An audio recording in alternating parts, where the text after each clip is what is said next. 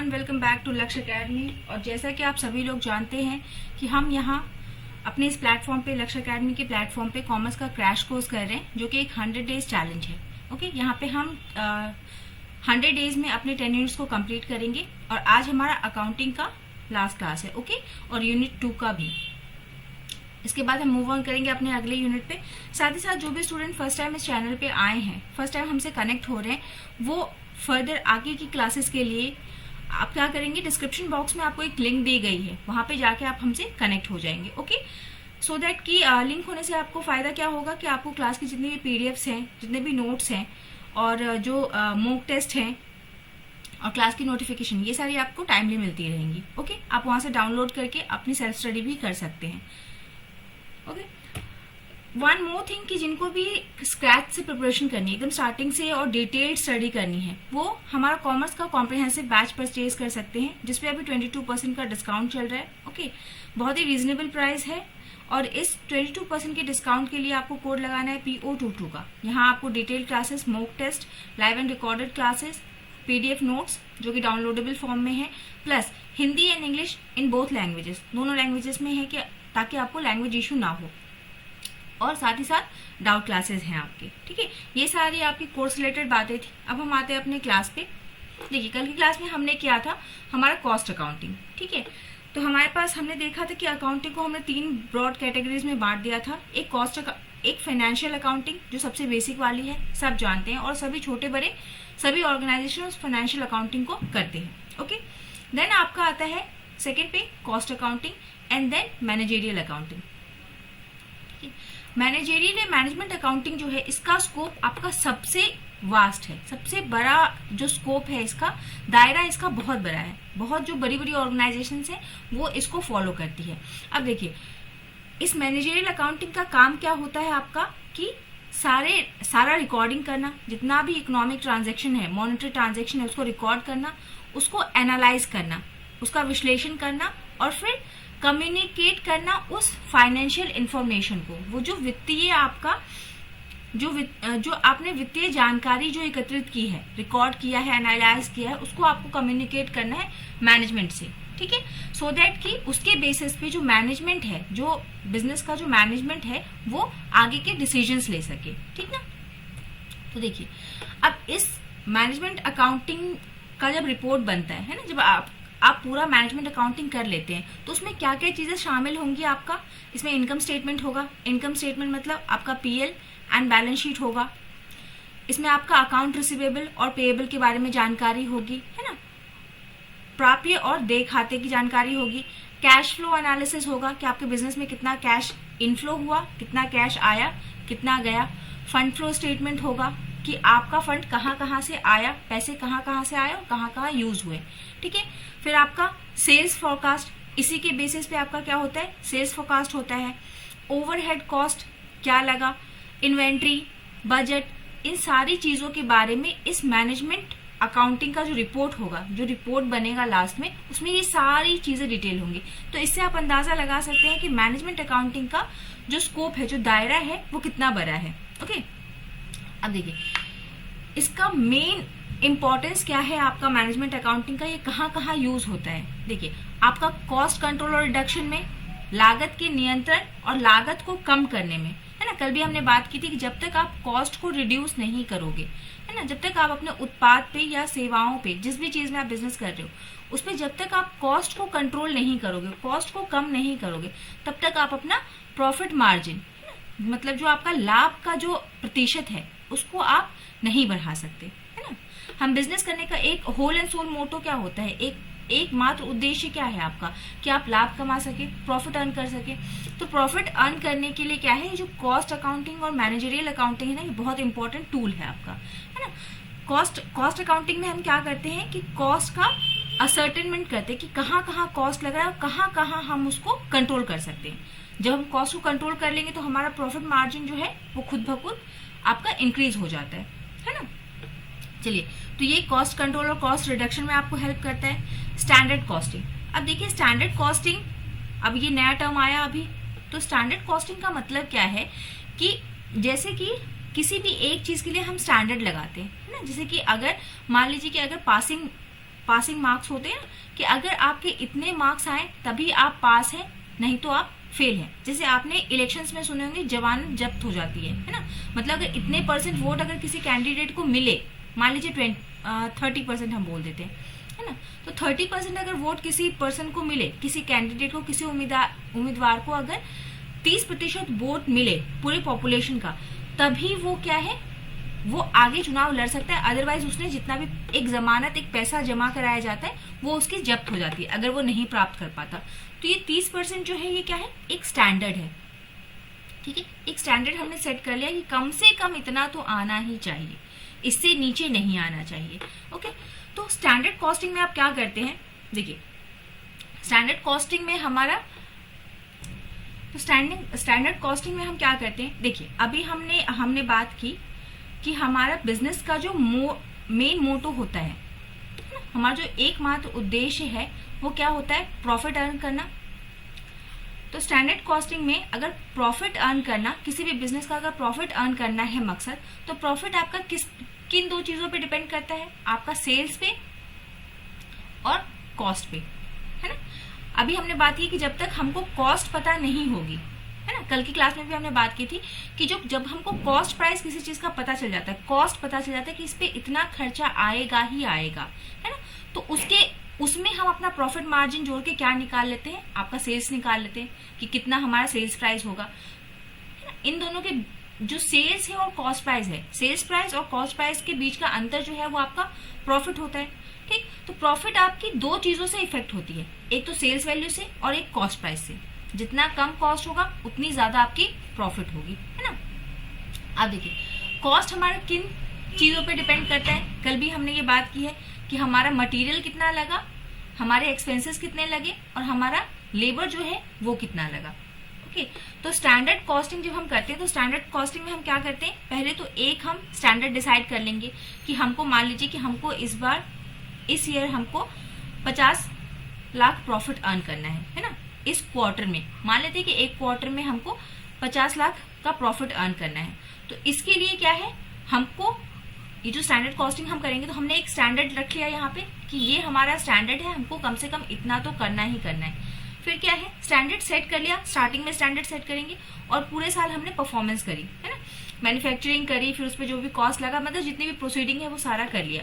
उसके बाद लास्ट में जब सारा प्रोसीडिंग हो जाएगा तब हम चेक करेंगे कि यहाँ पे कोई हमारा वेरिएंस तो नहीं आया। वेरिएंस मतलब कि जो हमने सोचा था कि 50 लाख का हम प्रॉफिट अर्न करेंगे, वो प्रॉफिट हम अर्न कर पाए या नहीं कर पाए। इसी को हम क्या बोलते हैं, वेरिएंस एनालिसिस। वेरिएंस एनालिसिस मतलब कि इसमें कोई बदलाव तो नहीं हुआ, जितना हम चाह रहे थे उतना हमको मिला या नहीं मिला, या फिर कोई वेरिएशन हो गया, है ना। इसी चीज को चेक करना कि जो भी हमने सोचा था उतना आया या नहीं आया, इस चीज को जब चेक करते हैं तो उसको क्या बोल देते हैं हम, वेरिएंस एनालिसिस। अब ये क्या हो सकता है, या तो 50 लाख से ज्यादा हमने प्रॉफिट अर्न किया होगा या फिर कम अर्न किया होगा, है ना। तो आपका जब हम स्टैंडर्ड कॉस्टिंग करते हैं तो आपका स्टैंडर्ड कॉस्टिंग में हम क्या करते हैं, एक तो पहले स्टैंडर्ड सेट करते हैं। अब इस स्टैंडर्ड को क्या क्या चीजें इफेक्ट कर सकती है, आपका कॉस्ट प्राइस इफेक्ट कर सकता है, और कॉस्ट प्राइस कहाँ से आएगा, आपका मटेरियल, एक्सपेंसेस और लेबर से, है ना, कि कितना मटेरियल लगा, कितना एक्सपेंसेस लगा और कितना आपका लेबर लगा। इन तीनों पे आपका डिपेंड करता है कि कॉस्ट प्राइस कितना आएगा। और इसी जब हम कॉस्ट प्राइस को जान लेंगे तो इसी में प्रॉफिट मार्जिन जोड़ के हमको क्या मिलता है, सेल्स। कहने का मतलब ये है कि स्टैंडर्ड अकाउंटिंग जब आप करते हैं तो वहां पे आप एक स्टैंडर्ड सेट करते हैं और फिर उसके अकॉर्डिंग आप अपना जितना भी परफॉर्मेंस है बिजनेस में वो सारा करते हैं। उसी के बेसिस पे आप सारी चीजों को चेक करते हैं। ठीक, अब देखिए नेक्स्ट है आपका activity based costing. Activity based costing क्या होती है कि इसमें हम जो भी एक्टिविटी करते हैं ना, उसमें अपने एक्टिविटीज को हम क्या करते हैं, इस एक्टिविटी बेस्ड कॉस्टिंग में हम क्या करते हैं कि जितनी भी एक्टिविटीज हो रही है हमारी ऑर्गेनाइजेशन में, है ना, उसको हम आइडेंटिफाई करते हैं कि कौन कौन सी एक्टिविटी हो रही है। जैसे कि आपका रॉ मटेरियल को परचेज करना, है ना, रॉ मटेरियल को परचेज करना, फिर उनकी प्रोसेसिंग करना, फिर फिनिश्ड गुड बनाना, फिर उसका सेलिंग और डिस्ट्रीब्यूशन करना। तो ये सारी क्या है, एक्टिविटीज हैं, छोटे छोटे कार्य हैं। तो हम इस एक्टिविटी बेस्ड कॉस्टिंग में आप क्या करते हैं कि सारी एक्टिविटीज को हम पहले तो कैटेगराइज कर लेते हैं, है ना। अलग अलग कैटेगरी में बांट लेते हैं। फिर हम चेक करते हैं कि कहाँ पे हमारा जो है, कहाँ पे काम ज्यादा अच्छा हो रहा है, मतलब कॉस्ट कम लग रहा है, लागत कम लग रही है और प्रॉफिट वो ज्यादा दे रहा है। इस एक्टिविटी बेस्ड कॉस्टिंग से हमको क्या पता चलता है कि हमको कहाँ पे ज्यादा ध्यान देना है और कहाँ पे कम ध्यान देना है। ठीक है, मतलब हमने सारी एक्टिविटीज को बांट दिया और फिर हम उसके बाद हम क्या करेंगे कि हमको कहाँ पे ज्यादा ध्यान देने की जरूरत है और कहाँ कम ध्यान देने की जरूरत है, ये हम पता करते हैं। तो इससे क्या होता है, जैसे मान लीजिए कि आपका, अगर आप प्रिपरेशन कर रहे हैं, आपका इसमें से कोई सब्जेक्ट बहुत अच्छा होगा और कोई सब्जेक्ट आपका थोड़ा वीक होगा, तो आप क्या करते हैं, आप अपनी एक्टिविटीज को पहले तो कैटेगराइज करेंगे कि हमारा कौन सा सब्जेक्ट हमारे लिए इजी है, उसको साइड रख लेंगे, फिर कौन सा हार्ड है, फिर दोनों के लिए अलग अलग स्ट्रेटजी अपनाना। बिल्कुल वही काम हम एक्टिविटी बेस्ड अकाउंटिंग में करते हैं। ओके, कि हम अपनी जितनी भी हमारी गतिविधियां हैं उनको क्या है, पहले आइडेंटिफाई करेंगे और फिर हम चेक करेंगे कहाँ हमको ज्यादा ध्यान देने की जरूरत है, और फिर जो हमारा वीक सेक्शन होगा उसको हम इम्प्रूव कर लेंगे, तो एफिशिएंसी अपने आप हमारी कंपनी की बढ़ जाएगी। This last one, your cost volume profit analysis, इसको हम थोड़ा डिटेल में करेंगे। इसी को हम प्रॉफिट वॉल्यूम एनालिसिस भी कहते हैं, है ना। तो इसको हम थोड़ा डिटेल में करेंगे अभी आगे। ये आपको डिटेल में हिंदी इंग्लिश दोनों में नोट्स दे दिया गया है ना, यहाँ से आप एक बार देख लेंगे। फिर देखिए, जो आपका मैनेजमेंट अकाउंटिंग है ना, उसका एक और जगह बहुत बहुत इंपॉर्टेंट रोल है कि जो स्वॉट एनालिसिस है, फिर मतलब स्ट्रैटेजी जो बनती है कंपनी की, वो इन्हीं मैनेजरियल अकाउंटिंग के बेसिस पे बनती है ना। मैनेजरियल अकाउंटिंग के बेसिस पे आप क्या है, स्ट्रैटेजी बनाते हैं अपनी कंपनी के लिए कि हमारी कंपनी आगे क्या काम करेगी, कैसे काम करेगी, कैसे उसको प्रॉफिट होगा। ये सारी जो रणनीति है आप मैनेजरियल अकाउंटिंग के बेसिस पे करते हैं। अब मैनेजरियल अकाउंटिंग के कुछ टूल्स होते हैं, देखिए, फाइनेंशियल अकाउंटिंग के बेसिस पे, कॉस्ट अकाउंटिंग के बेसिस पे और फ्यूचर इंफॉर्मेशन पे, इन सब को यूज करके मैनेजरियल अकाउंटिंग आपकी की जाती है। वन बाय वन देख लेते हैं ये क्या होता है। देखिए, फाइनेंशियल एनालिसिस, फाइनेंशियल अकाउंटिंग जब आप करते हैं तो वहां से मैनेजरियल अकाउंटिंग के लिए क्या क्या चीजें आपको मिलती है, रेशियो एनालिसिस, है ना। अभी हमने पिछली क्लास में रेशियो एनालिसिस किया, वो भी हमारा क्या है, रेशियो से हमको पता चलता है कि हमारी कंपनी कैसा काम कर रही है, उसको आगे क्या करना है ना।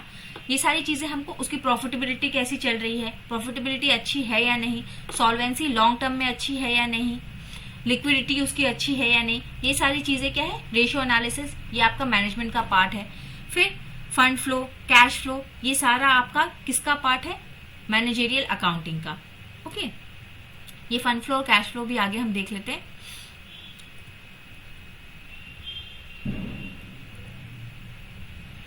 देखिए, जो इंपॉर्टेंट चीजें हैं उसी को कवर करेंगे, बाद बाकी चीजें आपको नोट्स में दे दी गई है, वहां से आप एक बार देख लेंगे इसको। ओके, देखिए, ये वाला जो पोर्शन है ना आपका, ये सबसे इंपॉर्टेंट पोर्शन है अगर कहा जाए इस यूनिट का। तो अगर ये वाला पोर्शन आपका ठीक है तो ये सारा क्या है, मोर और लेस यहाँ से ही क्वेश्चन आपके फ्रेम होते हैं। ओके, बाकी जितना भी सेक्शन है उससे थोड़ा कम, बट ये आपको एकदम अच्छे से आना चाहिए। देखिए, कॉस्ट अकाउंटिंग में कॉस्ट की हम बात करते हैं, लागत। तो लागत में आपको दो कॉस्ट के बारे में बहुत अच्छे से पता होना चाहिए, एक तो फिक्स्ड कॉस्ट और एक वेरिएबल कॉस्ट। फिक्स्ड कॉस्ट क्या होता है कि जो कॉस्ट आप बदल नहीं सकते हो, मतलब एक उत्पाद को बनाने के लिए जो फिक्स्ड कॉस्ट आपका लगेगा उसको आप चेंज नहीं कर सकते हो, है ना। स्थिर लागत, जैसे कि आप जिस भी फैक्ट्री में बना रहे हो उसका रेंट, है ना, उसका रेंट जाएगा, इंश्योरेंस जाएगा, तो ये सब चीजें चेंज नहीं होती हैं। वो जितनी लग रही है, चाहे आप 1 यूनिट बनाओ या 100 यूनिट बनाओ, उससे कोई मतलब नहीं है, ये आपका कॉस्ट लगना ही लगना है, fixed cost. Okay, variable cost कौन सा होता है, जो आपका प्रोडक्ट के साथ इंक्रीज या डिक्रीज होगा, है ना। जैसे आपका डायरेक्ट लेबर का कॉस्ट हो गया, डायरेक्ट मटेरियल का कॉस्ट हो गया, वो जितना यूनिट आप बनाओगे, है ना, उतना ज्यादा आपका वो कॉस्ट लगेगा, जितना कम बनाओगे उतना कम लगेगा। तो ये दो चीजें हमने समझ ली। अब एक चीज होती है आपकी ब्रेक इवन पॉइंट। ओके, ये सारा डिटेल में दिया गया है, बट यहाँ पे हम आपको कॉन्सेप्ट समझा देते हैं कि क्या होता है। ब्रेक इवन पॉइंट एक ऐसा पॉइंट होता है जहाँ पे आपको ना ही तो कोई फायदा ना ही तो कोई लॉस होता है। ठीक, जैसे मान लीजिए कोई एक कंपनी है, वो अगर 500 यूनिट्स बनाती है किसी भी उत्पाद के, अगर 500 यूनिट वो बनाती है तो उसका ना तो फायदा होगा ना तो नुकसान होगा। ठीक है, इसको समझने के लिए एक छोटा सा एग्जाम्पल हम देख लेते हैं। जैसे मान लीजिए कि आपका सेल्स है, सेल्स में से जब हम वेरिएबल कॉस्ट माइनस करते हैं, अभी हमने देखा वेरिएबल कॉस्ट क्या होता है, सेल्स हमको पता है, सेल्स प्राइस, सेल्स जितने का हमने सेल किया वो अमाउंट, उसमें से अगर हमने माइनस कर दिया वेरिएबल कॉस्ट, ठीक है, सेल्स माइनस वेरिएबल कॉस्ट, तो ये हमको क्या देता है, कंट्रीब्यूशन। ओके, और इसमें से भी अगर हम हटा देते हैं, इसमें से भी आपका क्या कहते हैं, फिक्स्ड कॉस्ट, तो हमको क्या मिल जाता है, यहां से हमको अपना नेट प्रॉफिट या नेट लॉस मिल जाता है। ओके, नेट प्रॉफिट या नेट लॉस मिलेगा। ठीक है, ये इतना सा जो स्टेटमेंट है ना, ये 5 लाइन का, ये आपको एकदम रट जाना है। सबसे पहले क्या कि हमारा कुछ सेल्स होगा, अगर उस सेल्स वैल्यू में से हम अपना वेरिएबल कॉस्ट हटा लें तो हमको क्या मिल जाएगा, हमारा कंट्रीब्यूशन। कंट्रीब्यूशन मतलब उसका कितना योगदान है ना, मतलब एक उत्पाद को बनाने में, हम एक उत्पाद की बात करते हैं, मान लीजिए हमारा एक उत्पाद बिक रहा है 500 रुपए का, उसमें हमारा वेरिएबल कॉस्ट लग रहा है मान लीजिए 300 रुपए का, इन दोनों को माइनस किया, हमारे पास 200 रुपए आए। ठीक है, ये 200 रुपए कंट्रीब्यूशन है, मतलब एक यूनिट का हमारे प्रॉफिट में कितना कंट्रीब्यूशन होगा, यही कंट्रीब्यूशन हमको क्या बताएगा कि आपको प्रॉफिट होगा या लॉस होगा। अब इस कंट्रीब्यूशन में से अगर आप फिक्स्ड कॉस्ट माइनस कर देते हैं, मान लीजिए कि फिक्स्ड कॉस्ट है आपका मान लीजिए 10,000 मान लेते हैं कि 10,000 हमारा फिक्स्ड कॉस्ट है, ये चेंज नहीं होता इसलिए इतना ज्यादा है ना। ये अगर रेंट आपका 10,000 जा रहा है तो वो 10,000 ही जाएगा, चाहे आप 1 यूनिट बनाओ या 100 यूनिट बनाओ। तो हमारा फिक्स्ड कॉस्ट हमने मान लिया कि 10,000 रुपए है, तो अब आपको यहाँ पे क्या होगा, देखिए कॉस्ट ज्यादा है, कंट्रीब्यूशन कम है, तो यहाँ पे हमारा क्या हो जाएगा, 800 का आपका, सॉरी चलिए इसको 1,000 कर लेते हैं, इजी रहेगा हमारा। तो 800 का हमको क्या हो जाएगा, लॉस हो जाएगा। और ब्रेक इवन पॉइंट क्या होगा, ये आपको रट जाना है, ये हमको नेट लॉस यहाँ पे हो गया 800 रुपए का आपको। अब देखिए ये जो यूनिट हमने निकाली ना, एक यूनिट होगी या फिर एक वैल्यू होगी जहां पे आपको ना ही तो प्रॉफिट होगा ना ही तो लॉस होगा। जैसे मान लीजिए अगर यहाँ पे हमारा फिक्स्ड कॉस्ट भी 200 रुपए होता तो हमें यहाँ पे क्या होता, ना तो प्रॉफिट होता ना ही लॉस होता, कुछ नहीं होता। तो ये हमारा क्या हो जाता, ब्रेक इवन पॉइंट। मतलब अगर हम 500 रुपए का सेल्स करते हैं, मान लीजिए कि हमने 5 यूनिट बेचे और एक का दाम था 100 रुपए, तो हमारे पास सेल्स कितने की होगी, 500 की होगी। अब इस पॉइंट पे ये जो 5 यूनिट, ये जो क्वांटिटी थी ना, ये हमारी ब्रेक इवन क्वांटिटी थी, और ये जो प्राइस था 500 रुपए, ये हमारा ब्रेक इवन वैल्यू था।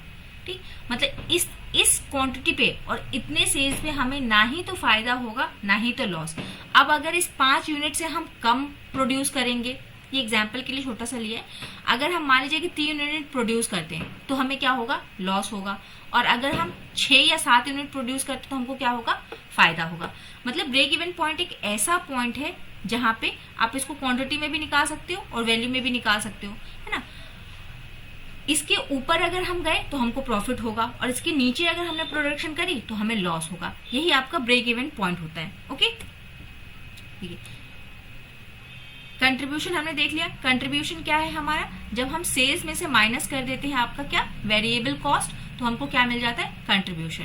Contribution is equal to sales your price, है ना, यूनिट रेवेन्यू, मतलब एक पे हमने कितना सेल किया है, यूनिट भी हो सकता है वैल्यू भी हो सकता है कि हमने टोटल सेल्स कितने का किया और उसमें से वेरिएबल कॉस्ट को हमने माइनस कर दिया तो हमको क्या मिलेगा, कंट्रीब्यूशन। प्रॉफिट आपका सेल्स प्राइस पे डिपेंड नहीं करता, कंट्रीब्यूशन पे डिपेंड करता है। ओके, जितना ज्यादा कंट्रीब्यूशन होगा उतना ज्यादा आपका क्या है, उतना ज्यादा प्रॉफिट होगा। ओके, अब देखिए ये इससे पहले हमने एक कॉस्ट वॉल्यूम एनालिसिस एक टॉपिक छोड़ा था, उसी को हम पीवी रेशियो भी कहते हैं, है ना। प्रॉफिट, आपका प्रॉफिट वॉल्यूम रेशियो भी कहते हैं। ये हमारा कैसे आता है, देखिए आपको कंट्रीब्यूशन का मतलब पता है। कंट्रीब्यूशन मतलब क्या है, contribution divided by sales into 100 करते हैं तो आपको क्या मिल जाएगा, प्रॉफिट वॉल्यूम रेशियो, है ना। मतलब कितने सेल्स पे हमको कितना प्रॉफिट होगा ये हमको मिल जाएगा। अब इसी को और करके आप लिख सकते हैं, कंट्रीब्यूशन का फॉर्मूला आपको पता है, contribution is equal to what, sales minus variable cost divided by sales into 100। तो इसको पीवी वैल्यू को निकालने के आपके 2-4 फॉर्मूले हो सकते हैं, बहुत सारे फॉर्मूले हो सकते हैं, बेसिक वाला आप याद रखेंगे। देन आपका आता है एक नेक्स्ट पॉइंट आता है मार्जिन ऑफ सेफ्टी। देखिए अभी हमने क्या क्या चीजें देखा, अभी हमने देखा बीईपी क्या होता है, कंट्रीब्यूशन क्या होता है, फिक्स्ड कॉस्ट क्या है, वेरिएबल कॉस्ट क्या है, ये सारी चीजें हमने देख ली है ना। तो अब हम यहाँ से आसानी से समझ सकते हैं कि मार्जिन ऑफ सेफ्टी हमारा क्या होता है। देखिए बीच में एक है हमारा बीईपी, एक पॉइंट है हमारा ब्रेक इवन पॉइंट, है ना। मतलब मान लीजिए 500 यूनिट, अगर 500 यूनिट से क्वांटिटी में हम ले रहे हैं, 500 यूनिट से अगर हम इधर अगर कम अगर करेंगे, 500 यूनिट से कम प्रोड्यूस करेंगे तो हमको लॉस होगा, हम घाटे में चले जाएंगे। और इसके ऊपर अगर हम करेंगे तो इधर हम प्लस में आ जाएंगे, प्रॉफिट में आ जाएंगे। ओके, तो ये जो 500 यूनिट जो है ये हमारा ब्रेक इवन पॉइंट है। ओके, मान लीजिए कि यहाँ पे कुछ हमने 700 यूनिट पे हम यहाँ पे हैं, तो दोनों में डिफरेंस कितना है आपका, 700 minus 500 is equal to 200 units. ये जो 200 यूनिट्स हैं ये हमको क्या बताता है, मार्जिन ऑफ सेफ्टी। मतलब यहां से लेके यहां तक क्या है, हमारा सेफ जोन है। ठीक है, सेफ जोन मतलब इसमें अगर 500 से अगर एक भी यूनिट ऊपर किया ना हमने तो हम सेफ हैं। इस 500 यूनिट तक हमको कोई सर्टेनिटी नहीं है कि हम सेफ हैं या अनसेफ हैं। अगर इसके नीचे थोड़ा भी गए तो हम अनसेफ हैं, इधर हमारा मार्जिन ऑफ सेफ्टी नहीं है। मार्जिन ऑफ सेफ्टी किधर है, इधर है ना, कि हम सेफ हैं, हमको नुकसान नहीं होगा यहाँ पे। अब इस मार्जिन ऑफ सेफ्टी को निकालने का मतलब क्या है, देखिए इसका अगर फॉर्मूला अगर आप देखें डेफिनेशन में, तो it is the difference between the company's current sales minus break even point. Current sales जैसे हमने निकाली कि 500 यूनिट है हमारा, सॉरी 700 यूनिट है, तो ये हमारी करंट सेल, किसी भी पॉइंट पे आप निकाल सकते हो मार्जिन ऑफ सेफ्टी, है ना। अब यही अगर कम आता, 500 से कम आता, तो हम मार्जिन ऑफ सेफ्टी में नहीं होते, हम मार्जिन ऑफ लॉस में होते। ठीक है, जैसे मार्जिन ऑफ लॉस का कोई कॉन्सेप्ट नहीं है, मार्जिन ऑफ सेफ्टी का ही है। इसका फॉर्मूला है आपका current sales value minus break even point divided by current sales into 100। Okay, और इसी को आप दूसरे तरीके से लिख सकते हो, profit by your PV ratio. ठीक है, पीवी अभी हमने पीछे निकाला, उसको यूज करके आप मार्जिन ऑफ सेफ्टी निकाल सकते हो। अब देखिए दो और चीजें हैं, एक कैश फ्लो एक फंड फ्लो। मोटा मोटा बता देते हैं कि कैश फ्लो और फंड फ्लो होता क्या है, और ये हम शॉर्ट में बता रहे हैं due to the scarcity of your time, है ना। यहाँ पे हमारे पास टाइम लिमिटेड है, हमको कवर करना है 100 डेज में, तो आप साथ साथ रिविजन करते चलिए, आपके लिए बहुत ज्यादा बेनिफिशियल रहेगा। जितना पॉइंट यहाँ पे बताया जाता है उसको उसी दिन जाके, आपके पास 24 आवर का टाइम होता है, एक एक घंटे 2-2 घंटे भी आप निकालोगे ना तो कर सकते हो आराम से, है ना। और एकदम बोलते हैं ना हलवे की तरह, मक्खन की तरह एग्जाम में निकलता है, वैसे ही निकलेगा आपका। देखिए कैश फ्लो जो होता है इसमें क्या है, सिर्फ हम कैश का आवागमन देखते हैं, cash only cash, liquid cash जो भी है उसका आवागमन देखते हैं, यानी कि इनफ्लो कितना बिजनेस में कैश आया और कितना उसका आउटफ्लो हुआ। अब ये इनफ्लो और आउटफ्लो 3 एक्टिविटी से हो सकता है आपका। ऑपरेटिंग यानी कि जो आप मैन्युफैक्चरिंग ऑपरेशंस वाला काम कर रहे हो, है ना, जो डे टू डे में आपका ऑपरेशन हो रहा है बिजनेस में, ओके, उसका वर्किंग कैपिटल में इंक्रीज डिक्रीज, क्योंकि वर्किंग कैपिटल क्या है आपका डे टू डे लाइफ से रिलेटेड है। तो ऑपरेटिंग एक्टिविटी में कितना कैश आया कितना गया, इसको हम देखते हैं। फिर हम देखते हैं कि कैश हमारा इन्वेस्टिंग एक्टिविटी में कितना लगा। इन्वेस्टमेंट मतलब कंपनी ने कुछ शेयर्स खरीद रखे होंगे, कहीं पे पैसा इन्वेस्ट कर रखा होगा, कहीं एफडी बना रखी होगी, है ना, मतलब इन्वेस्ट कर रखा होगा किसी प्रोजेक्ट में, किसी भी चीज में इन्वेस्टमेंट करके रखा होगा। कोई परचेज किया होगा, कोई लैंड और बिल्डिंग परचेज की होगी, मतलब जितना भी उसने इन्वेस्टमेंट किया होगा वो सारा, उसमें उसके कितने पैसे गए और कितने पैसे आए, वो इन्वेस्टिंग एक्टिविटी। और तीसरा होता है आपका cash flow from financing activity. Financing मतलब कितने उसने शेयर्स इशू किए, री इशू किया, परचेज किया, सेल किया, कितना डिविडेंड दिया, है ना, मतलब जो उसके कैपिटल से रिलेटेड चीजें हैं वो क्या है आपका फाइनेंसिंग।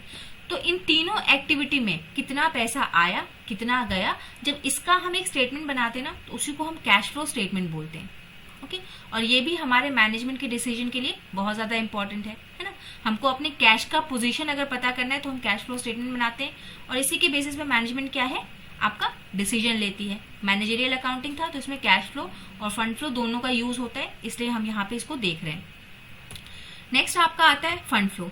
फंड फ्लो में क्या है, 2 चीजें होती हैं आपका कि सोर्सेज ऑफ फंड, बिजनेस में पैसा कहाँ से आएगा, किस किस स्रोत से पैसे आएंगे। ठीक है, स्रोत क्या है आपका बिजनेस में पैसा आने का, फंड आने का, है ना। मतलब आपका देखिए फिक्स एसेट्स आ सकते हैं, इन्वेस्टमेंट्स होते हैं, कुछ भी हो सकता है जो स्रोत है हमारे लिए, स्रोत, और कहाँ कहाँ आपका पैसा लगा, कहाँ कहाँ गया, कहाँ कहाँ आपने उस पैसे को यूज किया, एप्लीकेशन या इसको यूज ऑफ फंड भी हम बोलते हैं, कहाँ कहाँ से पैसा आया, कहाँ कहाँ गया। जब इसका विवरण आप बनाते हो ना तो वो आपको क्या बताता है, नेट इंक्रीज और डिक्रीज इन वर्किंग कैपिटल। ठीक है, मतलब आपके वर्किंग कैपिटल में कितना इजाफा हुआ या कितना घटोतरी हुई, आप में आपका वर्किंग कैपिटल में पैसा लगा या वहां से पैसा आया। ठीक है, ये आपका फंड फ्लो स्टेटमेंट। तो ये पूरा मैनेजेरियल अकाउंटिंग का आपका कॉन्सेप्ट था। ठीक है, इतनी चीजें जरूर से पक्का से रिवाइज कर लीजिए, क्योंकि सारी इंपॉर्टेंट चीजें मैंने यहाँ पे आपको फ्रेम करके दे दी हैं, नोट्स भी दे दिए हैं, जाके आप डाउनलोड कर लेंगे पीडीएफ और वहां से कर लेंगे। और बाद बाकी इसके ऊपर जितना आप कर सकते हैं वो आपका प्लस पॉइंट है, जितना ज्यादा आप एफर्ट लगाएंगे उतना ज्यादा आप जेआरएफ के करीब जाएंगे, है ना। ठीक है, तो दैट्स ऑल फॉर टुडे। ये आपका आज का क्लास था और मॉक टेस्ट होगा, तो आराम से रिवाइज कर लीजिए सारी चीजों को।